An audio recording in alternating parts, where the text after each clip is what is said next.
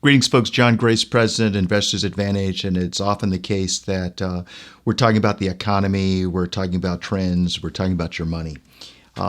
This time we're going to talk about life and how things change, and that's in particular with the realization of what's happened recently in Charleston, South Carolina, the Confederate symbols, and life as we know it. And I'm going to start by saying I believe this time is different. We like looking at trends, and sometimes we can be wrong. You know that's true. But we like looking at trends from the standpoint, is there something here that we can pay attention to? Is there something here that has changed? Is the future going to be different than the present and the past? And I'm submitting to you that this time is different. I think that watching the people in South Carolina, particularly as they have responded to the recent massacre, the people in general at the church, the people in the communities, the families of the reverend who was shot and killed. It's fascinating how these folks have looked to be very resilient, very responsive, and very faithful in spite of everything. So I respect all that. And, looking at some of the symbols around the country, it's kind of a good idea, I think, to see, do they serve a value? And if they do, let's keep them. And if they don't, let's discard them like we do the trash. When we look at tragedy occurring, it causes each of us to stop and think. We think about the tragedy happened, how it happened, why it happened, what we can do to prevent it in the future. We think about what's really important in life. We think about what and who we love and value the most, and how important it is to never take those things for granted. And as I say, getting ready for the 4th of July, the land of liberty, the land, home of the brave, land of the free, those are the things that we have stood for, and maybe even kind of stepped around, maybe not done a great job. I mean, we are really fantastic at drawing lines in the sand, particularly when it comes to differences in other countries. We'll go there and knock their lights out the best we can, and then stand around and pat ourselves on the back. But there seems to be some things that we need to do here at home. And when I look at the millennials, our children, for example, they learn the lessons that we gave them. Maybe we need to look back at ourselves and make sure we've learned those lessons that we shared with our kids. Because when you talk about things being a little different, these people, our young people, the late 20s, early 30-somethings, they embrace each other. They look for the character. They're not looking at the color. And I think the world as we know it's going to be better off leaving this world in their hands, because they're looking for who's capable of what, and let's walk together and get the job done, as opposed to find reason to blow each other up because we're a different race, religion, creed, or color. I tried to look for some history, because sometimes we can learn from history. And the best example I could find was going to the United States Holocaust Memorial Museum and looking at the history of the swastika. And what I found was most interesting, that it apparently has quite an extensive history.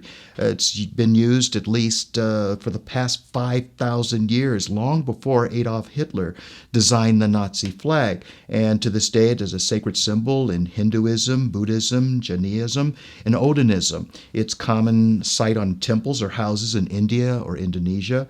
And swastikas also have an ancient history in Europe, appearing on artifacts from pre-Christian European cultures. And then something happened in the 20th century, and we also know how that worked out. But apparently, the swastika was not only a significant religious symbol, it had some particular meaning, like a symbol of good luck and auspiciousness. Those are all things we embrace. And yet someone, Adolf Hitler, turned it around and made it different for the rest of us for the rest of our lives. Notice that in Germany, in most cases, you don't see the display of the swastika as you did. And we respect that, and it does belong in a museum, along with the Confederate symbols in this country. Apparently, just a year ago, the state of California Assembly passed that the swastika or the Confederate symbols are unlawful in this state. They're not to be used at all. I think they made the right call. They find it a symbol of racism, meant to intimidate. A battle flag. Now, I have to tell you, in the 1971, a friend of mine, Dan, and I going to school in Carleton College in Northfield, Minnesota, we actually came across a Playboy magazine that, yes, we did read the articles, and we were astonished that an African American had the unmitigated courage to run for governor of the state of Mississippi. And we thought it would be a good idea if we campaigned with our friends, those we knew, those we didn't know, and put together a bus and pay a bus and a driver to take, I think it was about 25 of us, if I'm not mistaken, by bus, where we slept overnight from Minnesota to Mississippi to do poll watching. For the race of governor, where Medgar, the older brothers of Medgar Evers, James Charles Evers, ran for governor of the state of Mississippi in 1971 as an independent. Now, he lost, of course, and it was a fascinating time in Mississippi in the early 70s. I remember it vividly, and I remember it more vividly now, primarily because that was my first time to the South and my first experience with the Confederate flag. The way I interpreted the use of that flag, the way it was displayed, the attitude that came with the showing of the flag, whether it was the back of the truck, whether it was with a particular finger, it was absolutely used as a method to intimidate. And I will tell you, it was very effective. Those of us who were doing poll watching, we didn't see anything that was problematic, but certainly the attitudes were contentious. And we weren't able to finish the job of watching the events of the day as people were voting for governor because of some of those folks with some of those flags making quite a ruckus and making it very clear that we needed to clear out of those particular polling booths and areas and go back to the homes where we were staying with the folks that were kind enough to take us in. So I'm saying that this time is different. I'm saying that we can learn from history. I'm saying that just as the swastika has no greater use, as compared to how it was used in the past and it needed to be retired, I would say the same thing is true about the symbols of the Confederacy. I mean, after all, this is one nation, isn't it? And one part of the nation did lose, right? And that was how long ago? Well, can we move into the current century, into this year, and actually embrace each other? I love what Senator Elbert Thomas of Utah said. He said that the American system is to use ballots, not bullets.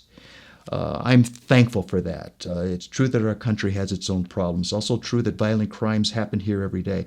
But from the moment our founding fathers first took up their pens, every child born or raised between our two shores has been taught these principles. We hold these truths to be self-evident, that all men are created equal, that they are endowed by their Creator with certain unalienable rights, that among these are life, liberty, and the pursuit of happiness. That's what we get here in the United States of America. That's what we celebrate. And nothing less than celebrating those ideals, those principles will do. And if there's anything that stands in the way of what made this country and certainly made it great and made it what it is today, as far as I'm concerned, those tools need to be put away. They no longer serve us. So that would be my suggestion and certainly my wish. And when I'm going to suggest that, we're thankful. We are good to express gratitude for the important things of life. Given the recent events, this seems like a good time as any. I wanted you to know how much my team and I here at Investors Advantage are grateful to work with people like you. I want you to know how grateful I am to work in this industry. I really do believe that to be a blessing. And I do want to say that I believe this time is different. I'm going to ask that you and I take the time to make a difference by reaching across the aisle.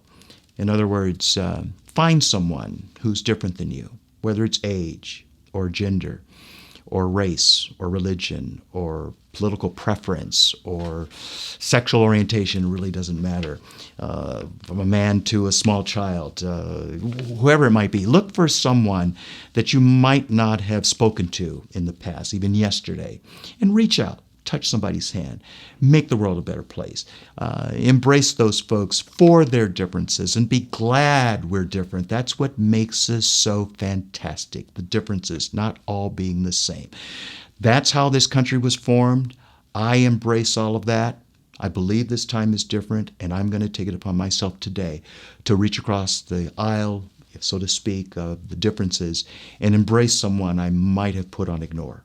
With that, I'm John Grace, and I'm out.